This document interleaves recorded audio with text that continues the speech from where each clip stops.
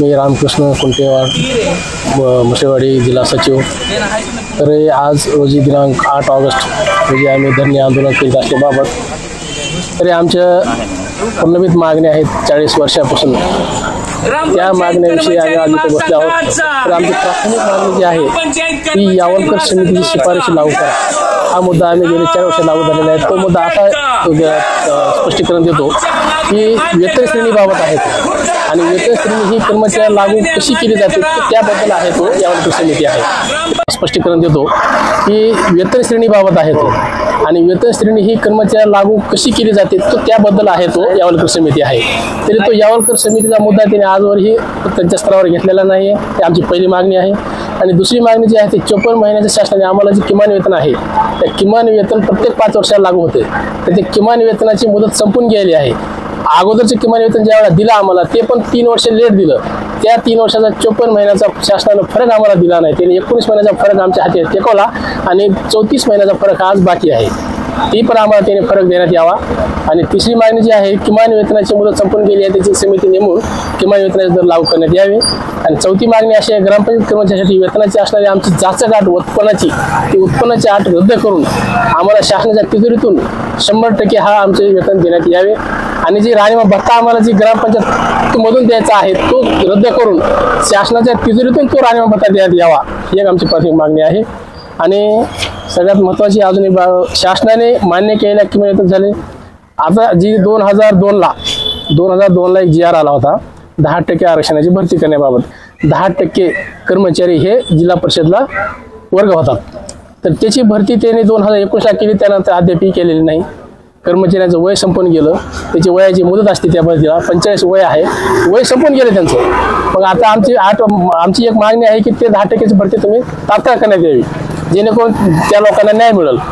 आणि म्हणजे जिल्हा परिषदमधील ग्रामपंचायत प्रश्न निपटा करण्यासाठी आमच्या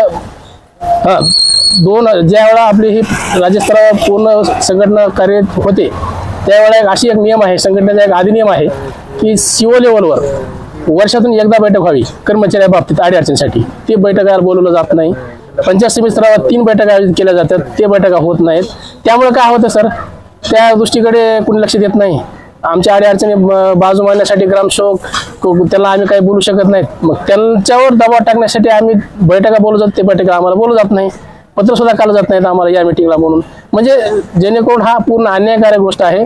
आणि सगळ्यात लास्ट आणि शेवटचा मुद्दा बोलतो मी, पंचायत समिती अहमदपूर गट विकास अधिकारी यांनी एक 7 तारखेला एक असा आदेश काढलेला आहे, तो जाचक आदेश आहे, तो त्यांच्यावर आम्ही अपील केलेला आहे, तो आदेश आम्हाला मान्य नाही आहे, त्यांच्यावर प्रशासकीय कारवाई करण्यात यावं म्हणून सुद्धा आम्ही आज बसलेलो आहेत की त्यांनी सांगितलेलं आहे की ग्रामपंचायत कर्मचारी यांनी पंचायत समितीला येऊ नये, जर आले तर त्यांचं हाजरीपट वगैरे काय असेल ते त्यांचं आम्ही ते वेतन रद्द करू।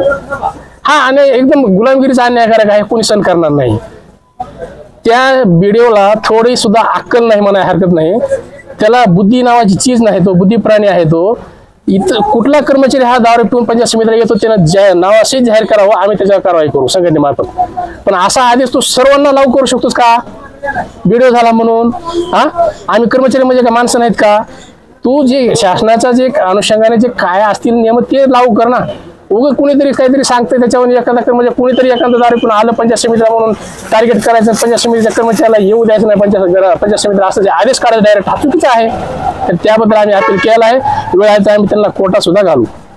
मी हनुमंत प्रेमनाथ कांबळे ग्रामपंचायत कर्मचारी महासंघाचा जिल्हाध्यक्ष आहे।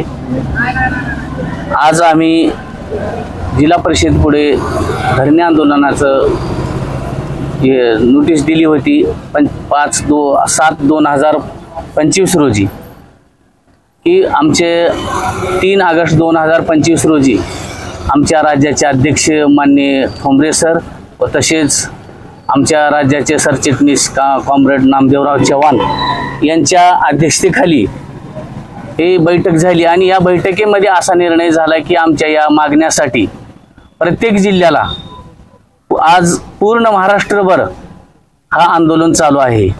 तर या आंदोलनामध्ये आमच्या बरेचशा काही मागण्या आहेत। या मागण्याने मध्ये प्रमुख मागणी आहे आमची अभय येवलकर समितीच्या शिफारस मान्य करावा। या शासनाने आम्हाला मागे 5 वर्षापूर्वी शासनाने असे निर्देश दिले होते की आम्ही तुमच्यावर एक समिती स्थापन करू आणि ती समिती जी सांगल त्याप्रमाणे तुम्हाला वेतन श्रेणी लागू करण्यात येईल। पण समिती स्थापन केली, याच्यामध्ये 12 शिओची समिती स्थापन झाली। अभय येवलकर या नावाचे एक शिओ आहेत, त्यांनी असं म्हणलं की आम्हाला हे ग्रामपंचायत कर्मचारी आणि महानगरपालिका नगरपालिका ही कर्मचारी सारखेच आहेत, यांना महानगरपालिका नगरपालिका याप्रमाणे वेतन श्रेणी द्यायला काही हरकत नाही, असं स्पष्ट अहवाल दिलेला असताना सुद्धा ही शासन आमची ह्या मागण्या मान्य करत नाही। ही महत्वाची मागणी आहे आमची। आणि त्याच्यामध्ये आणखी स्थानिकची मागणी 2019 पासून 10% भरती आमची ह्या जिल्हा परिषदला झाली नाही लातूरच्या, तर ही तात्काळ भरती करावी। ही भरती अनुकंपाची ज्या तत्वावर भरती आहे, दरवर्षी अनुकंप तत्वावर जसे 10% जे भरती होती त्या तत्वावर आमच्या लातूर जिल्ह्याला पण भरती व्हावी ही आमची अपेक्षा आहे। मी दिलीप पांचाळ, ग्रामपंचायत कर्मचारी जळकोट तालुका। आमच्या विविध मागण्यासाठी आम्ही इथं धरणे आंदोलनासाठी बसलो। शासन या ग्रामपंचायत स्तरावरल्या कर्मचाऱ्याला सगळ्यात जास्त काम करून घेते कर्मचाऱ्याकडून आणि पगार सगळ्यात कमी, आणि ती त्यांच्या मनावर वाटेल त्यावेळेस कधीच महिन्याला आम्हाला पगार होत नाही, 3-3 महिने पगार होत नाही, 6-6 महिने पगार होत नाहीत आमच्याकडे। आणि आम्हाला काम सांगणार तर 12 लोक, ग्रामपंचायतचे सर्व कर्मचारी, सर्व पदाधिकारी, आमचे मालक, सरपंच मालक, ग्रामसेवक मालक, सगळे येणारे कार्यकर्ते मालक, आणि एवढ्यांचं काम करून सुद्धा शहरी भागाला 8 तास काम करून त्यांना 30 ते 40 हजार वेतन मिळते, आणि मग ग्रामीण भागात आम्ही 24 तास काम करून आम्हाला 10,000 तेही वाटेल त्यावेळेस। शासनानं आमच्या यावलकर समितीच्या ज्या काही मागण्या आहेत त्या आमच्या मान्य कराव्यात।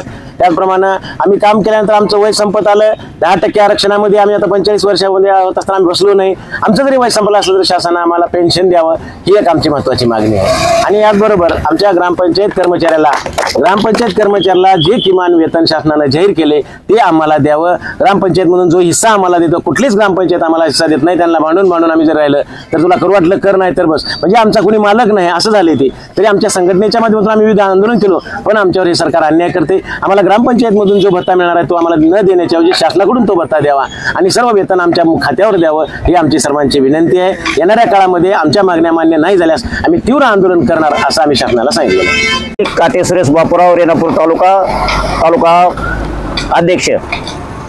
ग्रामपंचायत कर्मचारी हा कित्येक दिवसापासून आपल्या खेड्यामध्ये अनेक सुविधा द्यायचं काम करतो। खरा तर तो गावाचा नाही पूर्ण देशाचा आधारस्तंभ आहे, आणि त्याच्यावर एवढा अन्याय आहे, त्याच्या पिढ्यानपिढ्या संपून गेल्या तरी पण त्याला वेतन व्यवस्थित दिले जात नाही, त्याचा कोणी विचार केला जात नाही। प्रत्येक गावातला कुठलाही एक नागरिक असो तो आमचा सर्वांचा मालक आहे, त्याच्या सर्वांची आम्ही कामं करतो। गाव विकासाचे काम करू, कुठले शासकीय दरबारी कामे असोत, गाव विकासाचे पाण्याचे कामं असो, स्वच्छतेचे असोत, पूर्ण आम्ही कामं करतो। आरोग्याच्या दृष्टीने हा सर्वात महत्त्वाचा घटक असून सुद्धा या कर्मचाऱ्यांवर अनेक दिवसापासून अन्याय केला जातो आहे। नगरपंचायत महानगरपालिका यासारख्या संस्था आहेत, या संस्थेमध्ये जो पगार दिला जातो तोच पगार ग्रामपंचायत कर्मचाऱ्याला दिला जावा एवढे आम्ही शासनाला वेळोवेळी कळवण्यात आला आहे। या कळविण्यासाठी आमच्या महासंघातर्फे यावलकर समिती स्थापन करण्यात आली। या समितीपासून जेव्हापर्यंत आपले ग्रामविकास मंत्री आर पाटील होते त्यापासून आजचे ग्रामविकास मंत्री गोरे साहेब आहेत, त्यांच्या पुढे आम्ही प्रत्येक वेळेस हा मुद्दा मांडलेला आहे, पण शासन हे गेंड्याची कातडी पाहून बसलेला आहे, ग्रामपंचायत कर्मचाऱ्याचा विचार करत नाही। त्यासाठी आता तरी लवकरात लवकर आमचा विचार करावा, आमच्या पिढ्या अनेक अशा मातीत जाऊ देऊ नये एवढीच या शासनाला माझी विनंती आहे। जय हिंद, जय महाराष्ट्र।